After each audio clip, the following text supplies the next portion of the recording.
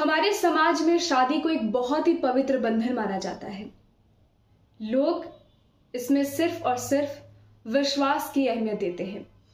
लेकिन बहुत सारे ऐसे आपराधिक मानसिकता वाले लोग हैं जो लोगों के विश्वास का फायदा उठाते हैं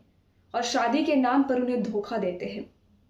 आईपीसी के तहत इसी तरह के अपराधों का जिक्र किया गया है और साथ ही साथ उसमें बताया गया है कि अगर कोई इस तरह के अपराध को अंजाम देता है तो उसे क्या सजा दी जा सकती है। चलिए उसके बारे में जानते हैं। सबसे पहले आईपीसी यानी कि इंडियन पीनल कोड 1860 की धारा 493 जो कहता है कि अगर कोई व्यक्ति किसी स्त्री के साथ शादी का प्रपंच रचता है, यानी कि उसे विश्वास दिलाता है कि उनकी शादी हो चुकी है बट उनकी शादी नहीं हुई होती है सही तरीके से, और विश्वास दिला करके उस लड़की के साथ शारीरिक संबंध बनाता है, तो वह व्यक्ति दोषी माना जाएगा और उसे कानूनन 10 साल की जेल और जुर्माना देना पड़ सकता है। अब बात कर लेते हैं धारा 494 की,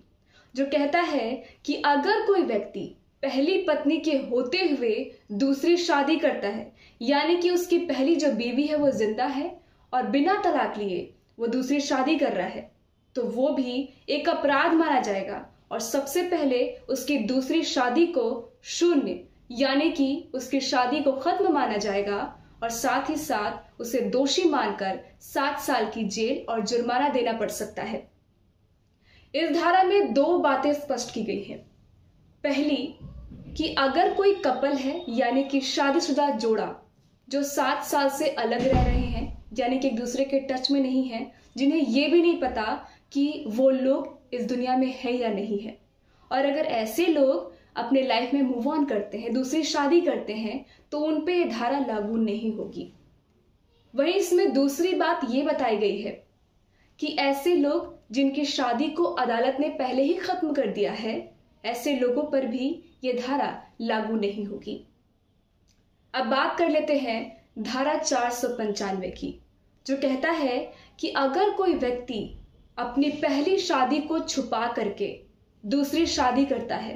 तो वो भी एक अपराध माना जाएगा और उसे सजा के तौर पर 10 साल की जेल और जुर्माना देना पड़ सकता है। अब बात कर लेते हैं धारा 496 की, जो कहता है कि अगर कोई व्यक्ति किसी लड़की से शादी करता है और उसे पता है कि वो शादी जो है उसके जो रीति रिवाज हैं वो सही तरीके से नहीं हुए हैं और इसलिए शादी के बाद भी वो अविवाहित कहलाएगा, यानी कि वो अनमैरिड कहलाएगा,